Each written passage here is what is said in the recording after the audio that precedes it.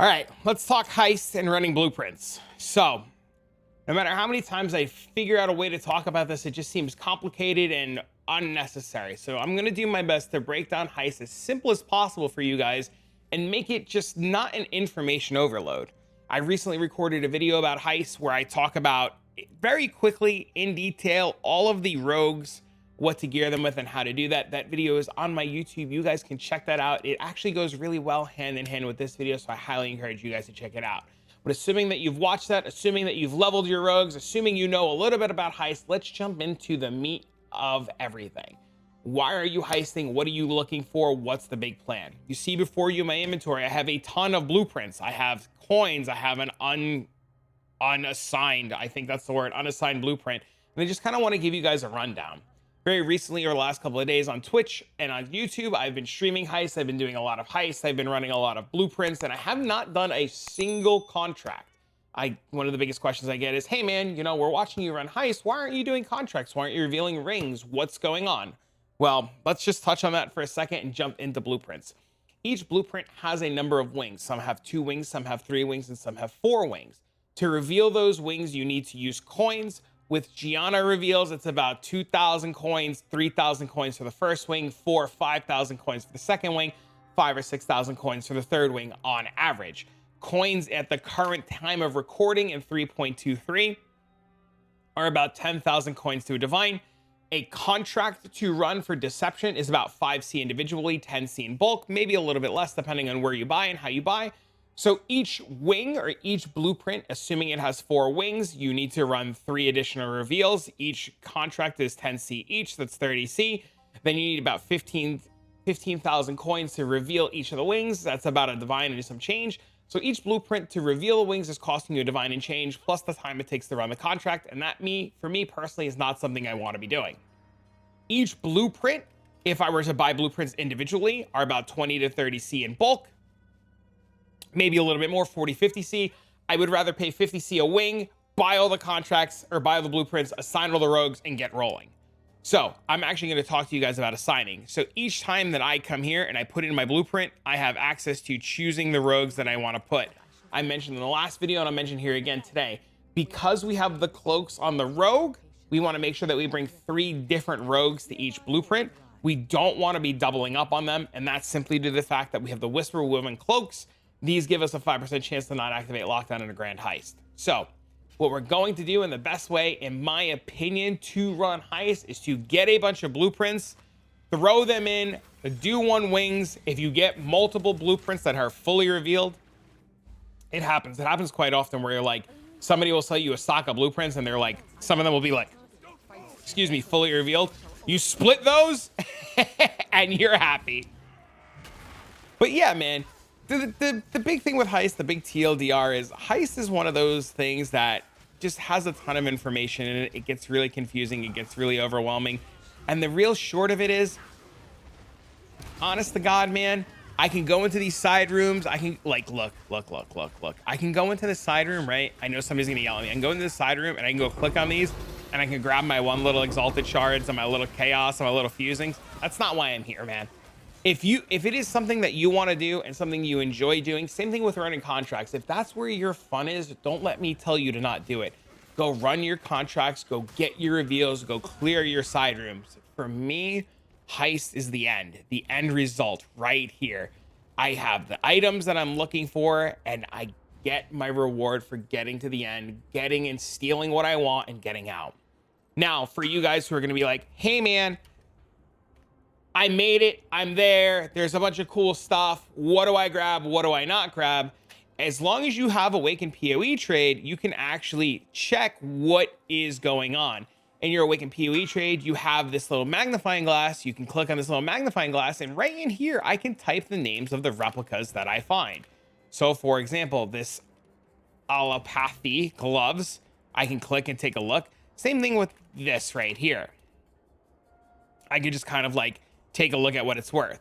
Now, tempering orbs, tailoring orbs, orbs of unmaking, divines, the replica bases, all the experimental bases, all that stuff you unfortunately have to look up on trade. But me personally, I already know I'm taking this tempering orb. There's no question about it. I was really hoping that my cloaks would proc there and I would get another look.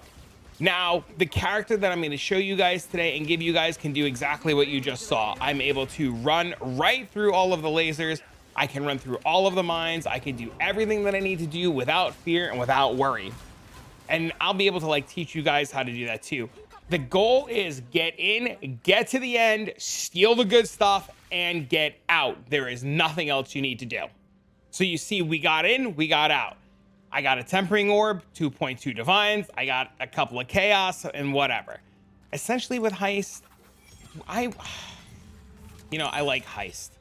I'm trying to think of the best YouTube friendly way or the best YouTube way to sell Heist. And I'll just be honest with you guys, man.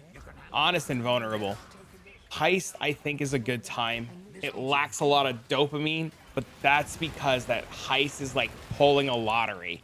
You can go magic find, you can go do a lot of things. They'll give you the tanks and the satisfaction, but Heist, while lacking the dopamine, has the thrill, the wonder, the chase. Is the next time that I come down here going to be the one? Oh my God. Oh no. Oh no. It's in a regen map. That was terrifying. That was absolutely terrifying. But yeah, Heist is like this. Every time I open a blueprint, every time I run down those halls, every time I get to that end case, that curio, the lack of dopamine is replaced with the thrill of wondering. Is this it? Is this lab run gonna have it? Is a simplex amulet going to be here? Am I gonna have something sweet at the end? Am I gonna be robbing something? Am I gonna be stealing something? Will I have the adrenaline rush of trying to escape with that item? Heist isn't Path of Exile. Heist is its own game, its own wonderful creation of like, did I hit? Did I not hit? Do I do it? Do I not do it? Do I risk 18 divines or 18 chaos? Is my time worth it? The heck with it. Let's do it. Heist will be this secret money maker that people know about but refuse to do. Now, I can go magic find and I can go get explosions and tanks and scarab bombs and divines and stuff like that. Sure. I can get the adrenaline and the dopamine from tanks, wondering, is this rare mob going to be it? But there's something about Heist. It's something about running blueprints. It's something about wondering, is this the one? Will I hit? Will I get my mirror focused amulet? Will I see, or simplex amulet? Will I get a focus instead? Will the game roll me a bad amulet? Will I get a good ring? Will I get a bad ring? Will I get that, really cool replica item? Because there's a lot of replica items that are like hidden gems. I know one of the biggest, I don't want to say heartbreaks, but one of the biggest things about Heist that was like really cool is I was running Heist and, oh, look, a tailoring orb. Ooh, see, that's it, man. You get to the end, you see it, and now the thrill of getting out. Heist that's Heist, man. Heist in a nutshell right there. The excitement of it. I've done a couple of Heists and I've seen things like replica Wind Rippers, and I was just like, Wind Rippers is tier 0. Did I just lose? Did I pull the slot machine and I lose? I felt like I lost, but I was excited because like there's hope. It's there. It exists. It could happen. And Heist is fun. Look at this, 4 divs. So we've run what, 1, 2, 3, maybe 4 blueprints. We've spent about a div in blueprints. Coins cost us next to nothing because we're running 1 wings, and we've made 6.2 divs in minutes. How long are we recording for? We're recording for 9 minutes at this point. I spent a lot of time talking and yapping and blabbering, and we've made 6 div doing nothing. Like, well, not nothing, right? Somebody's gonna say, oh, well, you had to click around and run around and navigate the maze and open the doors. And, I'll tell you, you're right. It wasn't nothing. It was a little bit of clicking, a little bit of moving, but like, in the amount of time that I've done this is so relaxing and so easy. And, that's a wall. I'm obviously dumb. I can't navigate. I'm dumb. I can't navigate. But Heist is fun, man. I like it. I do. I really do. And there's like Heist is one of those things that like you want to tell everybody to do. And no matter how much you scream to the moon to tell people to do it, you feel like the people that are heisting, like the I know, I know, club is doing it. But everybody else is like, I ain't wasting. I ain't doing it. I ain't doing it. I ain't wasting my time. I ain't doing it. I ain't doing it. I'm telling you though, you should try it. You should consider it. Especially like if your computer doesn't like randomly crash. Like if you're able to like get in, get out, and rob people, it's a good time, man. It really is. Now the character itself, you see, there's like literal zero fear of dying. Actual zero fear of dying. The character is really well built. I'll give you guys all the information. I'll give you the PO. Oh, another one. Oh, with a cloak proc. Dang. All right. But that's it, man. Just like that. Another 4 divs. Just chilling, bro. We chilling. Oh, that's awesome. That's so cool. I do. I like Heist. I like Heist a lot. I think Heist is great. I really encourage you guys to try it. But let's talk about the character. What is the character? How does it work? What's going on? We are playing a ranger. Yes, a lovely, lovely ranger. We are actually playing and taking advantage of the Pathfinder ascendancy while playing this ranger. Our character uses a couple of really interesting things. I will post the description and the POB down below for you guys. We're using an Ichimonji. You do not need the corruption for area of effect. It is nice. It is extra. You do not need it. The Ichimonji is just giving us more effective buffs, more RMR of skills. It is just a nice all-around weapon. It's pretty cool. The real unique kicker about the character that we're playing is it is designed to go fast. It is designed to never kill a mob ever, and is designed to get in, get out, and never die. If you are looking for something to kill a mob with, or you are looking for something that is slower, you are looking for something that is to farm experience, this is not for you. This character is designed to do one thing and one thing only, and steal your stuff. Nodders. Anyways, Ichimonji has in it an increased duration, cast when damage taken, and Molten Shell. Molten Shell for when we get hit, we get a bunch of armor, we don't die. We pair that with a Perpetua Pertedowaba shield. I thought I was going to need RMR. I don't even have my auras on. You see, I have a ton of extra mana available. I have 55 extra mana available. I'm pretty sure I don't even need the extra RMR on the shield. Do I even have a shield? Can I just test really quick? Somebody's gonna be like, you did not, you don't know things. There's no shield. Oh God. Oh, there's a shield. Okay. Let's see. This is one of those moments where like somebody's gonna be like, I don't believe you, Kakara. Oh my God, dude, this is never gonna go red. What is it? 2 red, 1 blue? Red. Let's find out together. 2 red, 1 blue. Thing. Click. Perfect. 5 mana, 3 rage, 6 rage. Yep. You do not need the RMR on the shield. Good to know. Get a better shield. Get one that has like bleed immunity on it. That'd be sweet.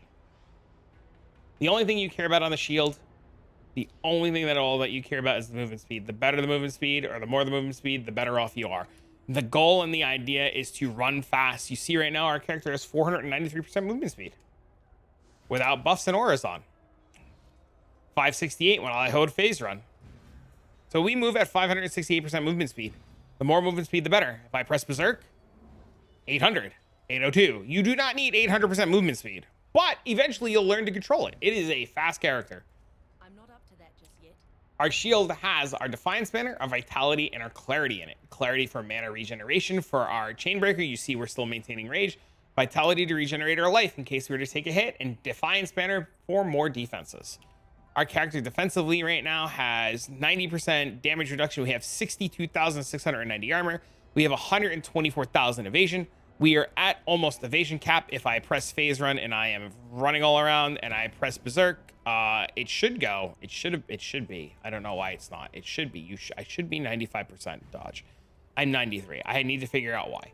Something's wrong. Something's not right. But I should be 95%.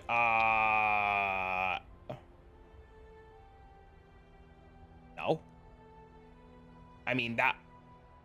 No, I don't know. It should be. It should be. It should be. I don't know. I'll figure it out. Maybe my grace. No, I don't know. I'll figure it out. Anyways, our helmet, we're using a Devotos. Devotos with RMR in it. We do need the RMR in the Devotos if you're going to do it the way that I'm doing it. RMR and Devotos right now is about a divine. I doubt these helmets will ever get expensive. I don't think people will be buying these. I don't think you have to worry about that. We have it at a level 21 haste. We have it at determination and in Waken and Lightning 4. Unfortunately, you do need the RMR if you're going to do it this way. So you probably need to buy in Waken and Lightning 4, and you need a Grace. Grace, the better Grace is definitely worth it, man. Like, you definitely want to get that Grace so you get more. I don't know why I'm at 95%. It's bothering me. I'll figure it out later. Our Amulet Defiance of Destiny speaks for itself. Sovereignty on it for more armor. Our Just Plate +1 socketed gems. Queen of the Forest. It's probably my Queen of the Forest, honestly. Like, if I had a better rolled evasion rating one, I'd probably be better off. Right now, Link, they're about 10 divs. Unlink, they're about 10 divs. So these are probably going to be on the more expensive side of things. I'll probably end up picking up a better one just to get to that magical 95%. I'm pretty sure it's the evasion rating on the Queen of the Forest that's killing me. I thought I was 95%, but I bet it's because it's the worst possible rolled one ever. Anyways, our Queen of the Forest has increased duration in it. Phase Run, enhanced support for Berserk, Efficacy, and Empower. The idea is we want our phase run to last. Our phase run cooldown is 2.76. Our buff lasts 3.62. So I am pretty much infinitely phase running the entire time that I'm in Heist. I never have to worry about anything. And while I'm doing all this, I'm able to berserk, and you can see my rage is really not going down. I'm able to maintain rage pretty much the entire time that I'm in a blueprint.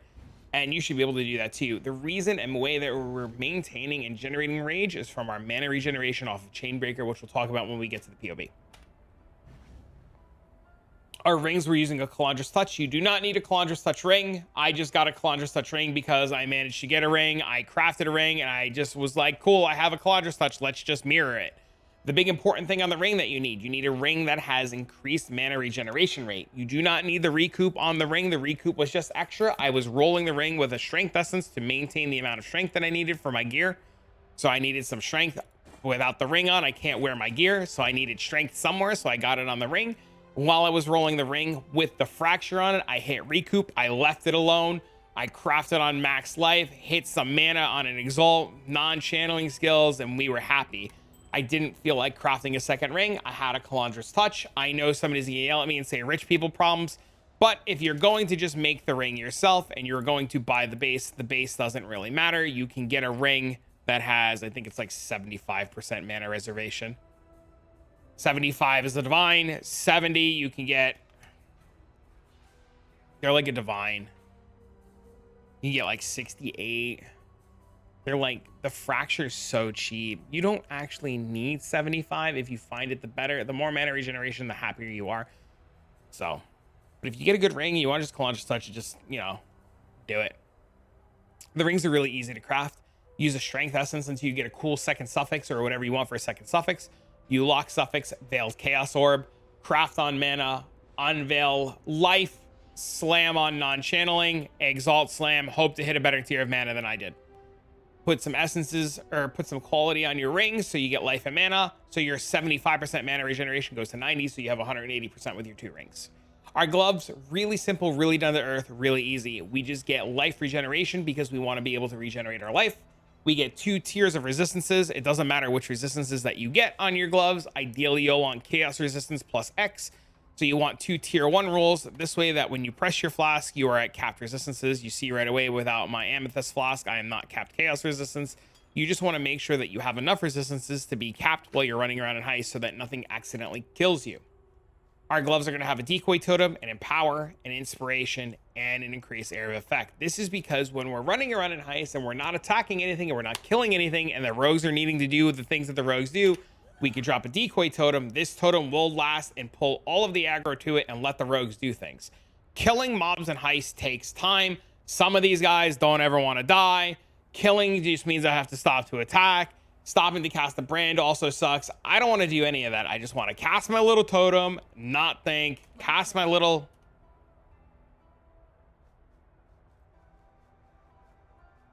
Something's wrong. Why can't I cast Void Sphere? What did I do? What did I mess up?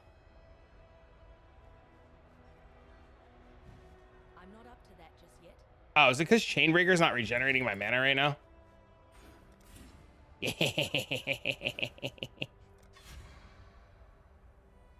Yeah. See, we weren't regenning. Yeah, I just want to be able to cast my little stuff and not think. That's all I want to do. You'll have mana. You won't have mana problems. You won't have this like weird thing. You don't actually regen mana ever. So you want to make sure that you use your Void Sphere. We'll talk about that in a second. Anyways, boots. Boots, same thing. Avoid elements, and avoid elements. That's going to be for Storm Shroud, which you'll see in a second. I think it's Storm Shroud. I remember. We'll look. Anyways, we have avoid elements on our boots, both in the suffixes and the prefix. These gloves, don't even worry about the Eldritch Implicits. You don't need anything on them, and you don't even need the area, socketed gems, and such extra. The boots, avoid elements, chaos resistance. Pretty simple, pretty straightforward, pretty down to earth. Slam avoid elements into the boots via essence, lock suffix, reforge chaos, get a nice tier of chaos resistance. As for the prefixes, use Eldritch Currency to roll movement speed, get a nice roll of movement speed, craft on life, call it a good day. For our boots, because we have avoid elements in the suffix, we want avoid elements in the implicit and movement speed. We want to make sure that we get to 100% chance to avoid elements. We have a 53% here. And then we have 16% here, 14% there, and then the rest is here. So we're 100% element immune. Our belt, Mage Blood, speaks for itself. Our flask, we're going to use the Progenesis. We're going to be using a Jade Flask with increased effect evasion rating. We're going to be using Silver Flask with movement speed. We're going to be using an Armor Roll Quicksilver Flask. And we're going to be using an increased effect Granite Flask with reduced mana cost of skills. As for your flask and the suffixes of the flask go, all of your flasks have increased effect, and all of the suffixes are universal. You can put them on any flask that you want. As long as you have a Jade, Silver, Quicksilver, and Granite, it doesn't matter what the suffixes are on the flask. Put the suffixes wherever you like. Cool. Trinket, whatever cool one that you get. I have basic currencies duplicated and Augs to Chaos. I just found it and threw it on. I don't kill anything, so it doesn't matter. I don't click anything, it doesn't matter. But if you're going to click things and open things and kill things, the trinket matters. Find one that you like. That's all the gear. The gear is pretty simple, straightforward, and down to earth. If you have any questions about the gear, what to substitute, what to craft, how to do things, feel free to stop by the Discord. There's a crafting section in the Discord. I will give you step-by-step instructions there. So ping me in the Discord in the crafting channel, and I will make sure that I help you learn how to craft the items. If you don't know how to do that, there is a link to the Discord in the description of this video. When you go to the Discord, there is actually a crafting channel where people are like pretty active and pretty helpful in crafting items. Even if it's not this building, you just want to learn about other items or other cool things in the future, feel free to stop on by and ask us questions. Everybody there is super friendly and helpful, and if anybody gives you a hard time, I'll yell at them. Cool. Heist just is such a wonderful, terrible thing all at the same time. I think about this build and how silly and dumb it is that I'm just like not attacking and casting Void Spear and Totems. I'm just like, meh, it's cool. Does what I need to do. Outside of that, in our passive tree, we have a couple of things. That I want to go over. You saw right away that we are taking charms. We take our charms so that we have increased effect of onslaught. If you can't get the effect of onslaught, it is fine. The thing that is important is to make sure that you get enough ailment avoidance in your charms tied with everything else so that you're ailment immune. The increased effect of onslaught means that we just move and run faster. If the speed is too much for you, do not worry about it. These charms are actually pretty difficult to find.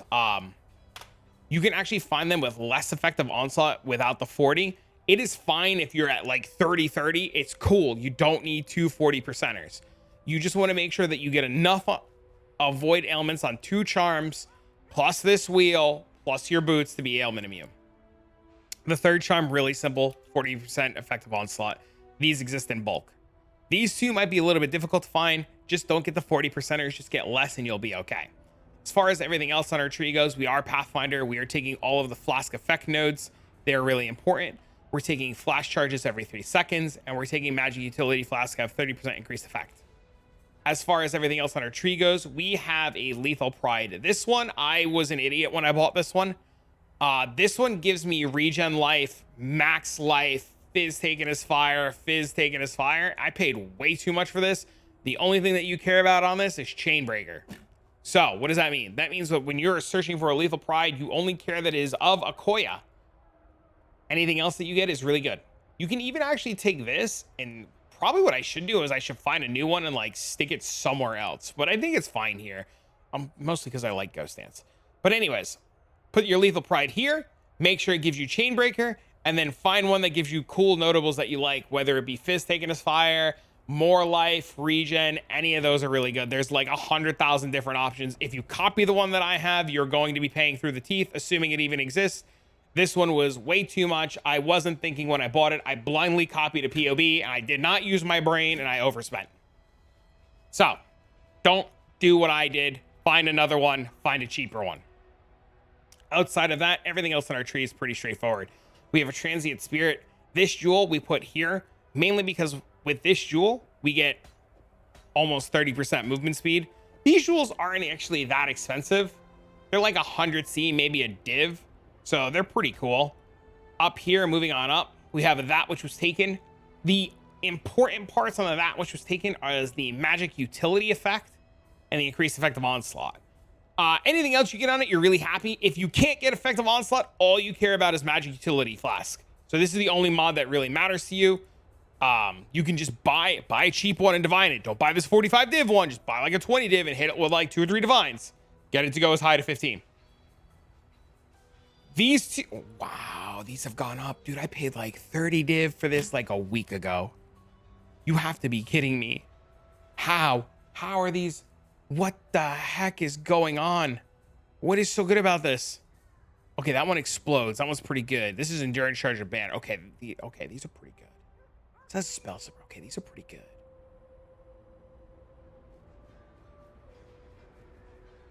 I hate when I buy things like weeks earlier and then I like go to do a video on it and I paid like 20 div for it and they're just like out of control. Okay, change of plans. Just get a that which was taken with magic flask as you've magic flask. Don't worry about anything else. Nearby enemies are chilled is irrelevant. Corpse max life is irrelevant. Wow, that means this thing is like expensive. Holy crap. It's going to be one of those moments somebody's going to be in the comments and be like, I love the look of surprise on your face. You should have known better, streamer. You're right. I should have. Yeah. We come up here for influence. We grab written in blood. We grab ghostness because it's good survivability. Transcendent spirit. Max life over here. We come down over here for effective onslaught. We do actually need this int node, believe it or not. Without this int node, we are short int, so you're probably going to need int. We have a basic, doesn't matter what's on it, just corrupted blood can't be inflicted on you jewel. The guy's POB that I was copying actually had some other stuff with a corrupted blood jewel. That jewel was like 150 divs. And that was the one moment while copying this guy that I found on POE Ninja. I'll actually show you how to find it in a second. There's a one time that I was like copying a guy. I was like, nope, we're going to use our noggin. Evasion mastery to avoid bleeding. This whole wheel gives us ailment avoidance. This is more flask effect. We have another transient spirit over here for more movement speed. We grab mage main so that we are spell suppress capped. You see that we are spell suppress capped.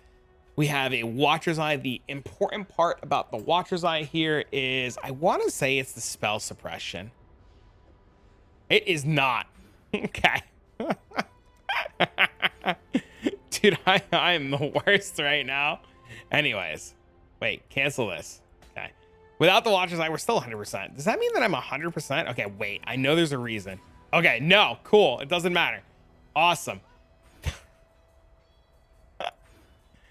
Okay, the watcher's eye. The only mod that we care about on the watcher's eye is increased movement speed while affected by grace. I guess we don't need spell suppression. That's pretty cool. These are about 100C. They're not that bad. If you get 2 mods together, they're about 20-25 diff at the time of recording. You don't need that second mod. That's pretty cool. Learning things every day while looking at things. Essentially, that's it. That's the build. We get some spell suppression here, increased movement speed. If you haven't taken damage, we don't really take damage. We run past everything. We get a bunch of evasion and armor rating, and that's the whole build. That's it, man. It's really simple. Now, as far as like, how did I find this build? Where do I give credit? What did I do? I pretty much came over to POE Ninja. I went over to builds. I clicked Pathfinder, and I knew that heisters were doing Decoy Totem. Like, I knew that was a thing. Right? I knew they were playing with Decoy Totem. I knew they were playing with Queen of the Forest, and I just kind of started like looking around to just kind of see what like people were doing. So like this was like, yeah, these are all toxic rain guys, right? And I just did one of these. Look, there you go. Ichimonji, Queen of the Forest. Smite, Frostblades, Frostwall, Void Spear, right here. Frostwall, Void Spear. And I just started like clicking on like, I just like saw this, right? I was like 0 DPS, Frostwall, Void Spear. I just started looking at what these guys were doing. And I just kind of like started peeking around. Like, this guy doesn't even have gems in his thing. It's RMR. And, you know, you can just pretty much do the exact same thing right here, where you can like just start kind of taking a look at like what other people are doing. This guy's got a natural instinct. That's pretty cool. And you can get all kinds of different ideas for how you, oh, this guy's got just more movement speed. Holy cannolis. Utility, yeah, see, magic utility. He doesn't even care about the onslaught effect. Transient, oh man, this is wild. But yeah, there's a million different ways to build the heister. The big takeaway that I want to bring to you guys, the big takeaway, and this is how we're going to end this video. If you're going to do heist and you are going to do blueprints and you are going to open up a grand heist, the goal should be to get in, check the end, look for that big juicy item, and get the heck out of Dodge. Everything else is extra. Everything else is on you, and if you want to do it or not. And honestly, you really, like, as much as you do, you don't, like going to these side rooms for a couple of chaos and wasting the extra bit of time, to me, is not really worth it. But to you, it might be worth it. And I really encourage you guys, if that's how you want to play the game and that's where your fun is coming from, you guys 100% should go do that. But for me, the thrill in heist is getting to the end, taking a peek at that curio, and just getting out. So for now, friends, I leave you with this information. And if you try heist and you like this and you want more information or more guides like this in the future, please, by all means, leave a comment down below, a like, a share, come by the Discord, stop by the live stream, both on Twitch and YouTube, and let me know what you guys think. Hello. For now, friends, I'm going to go continue to rob some more people, and I'll see you guys in the next one.